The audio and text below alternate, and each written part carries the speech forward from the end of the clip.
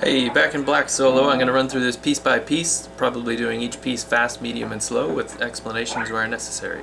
So it starts right after the chorus, without, and then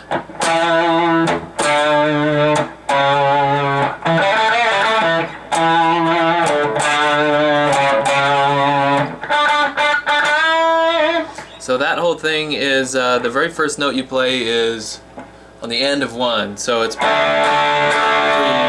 4, 1, and it's a little bit hard to discern who's doing rhythm and who's doing lead. On the two parts that you can hear in the recording, you can hear this. So there's a rhythm guitar there doing the chords for the main verse part, doing.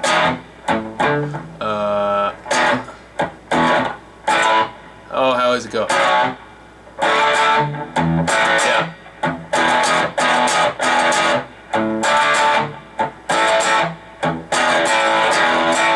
That's the rhythm part for the entire solo. So during that part, you've got this lead line that's going 2, 3, 4, 1.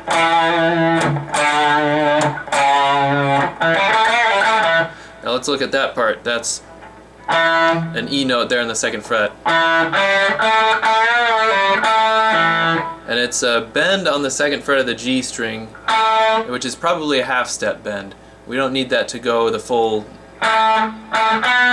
step. At least I don't think so. I think it's just a half step bend, because that's your blue note right there.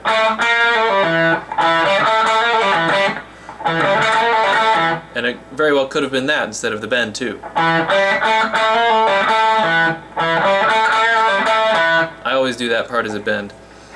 And then this thing happens again. And you get these little ghost notes that maybe he's playing these twice. Just one's really quietly before the one that you can really hear that's pronounced. So it's 3, 4, 1. And then we launch into the real pyrotechnics of the solo. We get this. So that's a D on the G string. Then bend up a whole step and give it vibrato on the top. Just remember, whenever you're bending, it's always helpful to have your thumb over the top and bend as if you've got a locked grip, and then rotate your hand. Same with vibrato.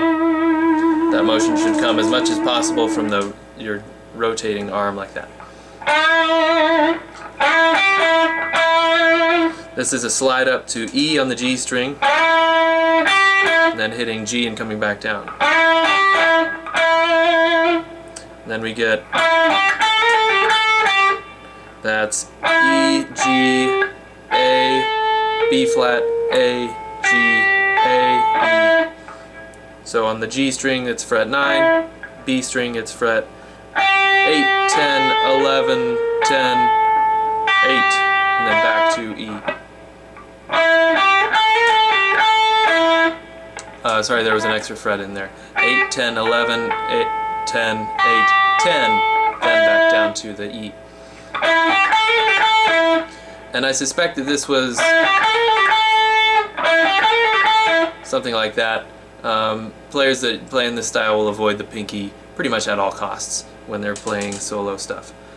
So usually if I'm looking for the exact fingering that one of these players used, Jimmy or Angus or Stevie or Eric Clapton or any of those guys, I'll usually look for something that omits the pinky. Oftentimes it's easier that way too. Something like that maybe. And then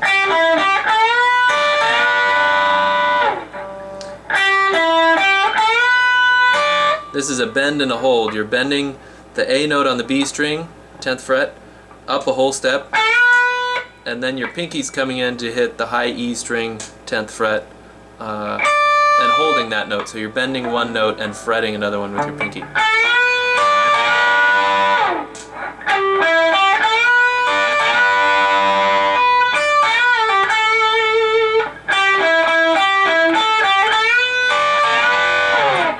So that's that whole phrase there. Let me back up and do it full speed so you can hear it in context.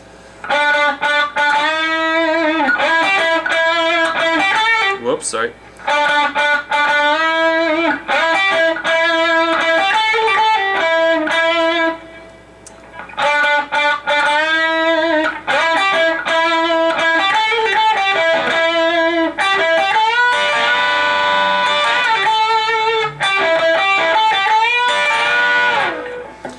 The next phrase, we're going to slide up to 12th fret and we'll be in our familiar box.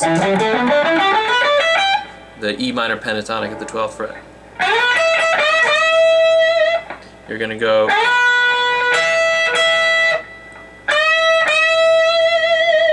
Now we have our first really fast lick of the solo, and this is going to happen 3 times in the song. Twice in this solo, and then again in the outro solo.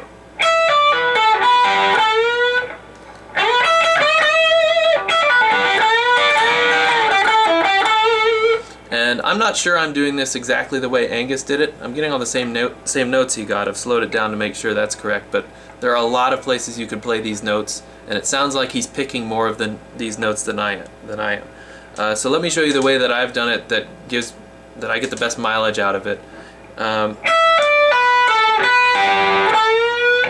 I'll pick this first note, and then I hammer on to the B string.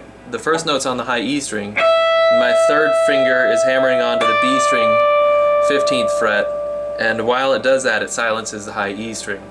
And then it's a pull off to the 12th fret, and then same motion again, hammer on with your third finger to the G string 14th fret, and now we have our next pick is going to be an upstroke on B string 12th fret, and then let that flow right through G string 12th fret.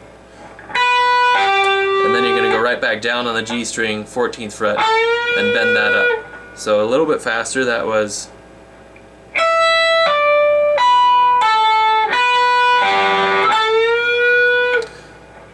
Pick, hammer on, pull off, hammer on, pick, pick, pick.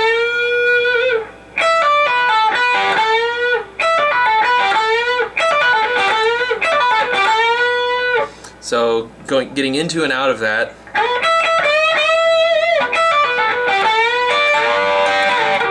He's going to do more of this bend and hold kind of thing, but now your pinky's got to get two strings at the 15th fret.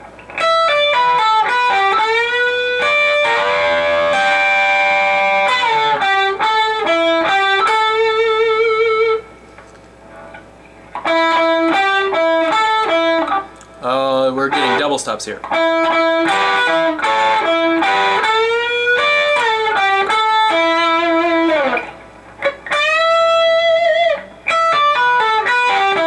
Gonna see that move that line again. And this one, I actually don't pick the last note on this one. Just another hammer on down below. I call it the under hammer because you're hammering onto a note that's on a lower string. Some people call it the hammer from nothing. So that's the bulk of the solo. The next thing he does down here is, and that's the open high E string along with the notes that you're playing in the left hand are all on the B string. You're going to go 5, 3, and 5, and then 3, 2, 3, and every single pick stroke you do is getting 2 strings, the B string and the E string. And then we get this, and that's sliding your middle finger up to 13th fret, and then first finger gets 12, 12 on the top 2 strings, and then third finger bend up to that high E again. And then we go back to, and then in the recording Angus does some fast thing that kind of gets drowned out. You can sort of hear that he's doing something really fast at that moment. But whenever I play this, I just go back to the rhythm part there, which takes you back into the chorus. So the very last time through is going to go like.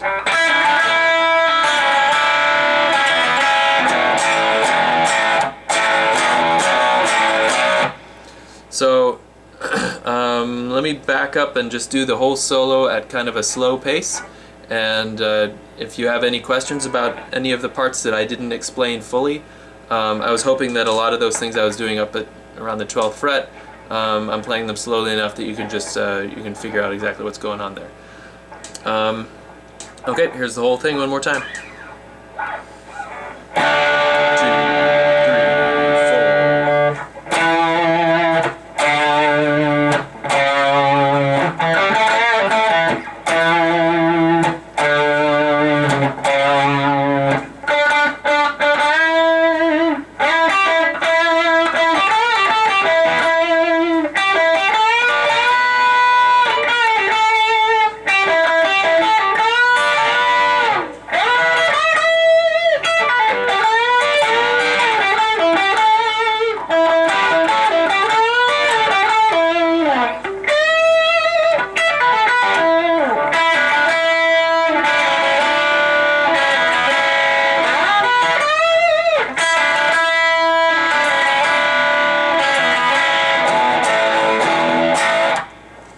Alright, have fun.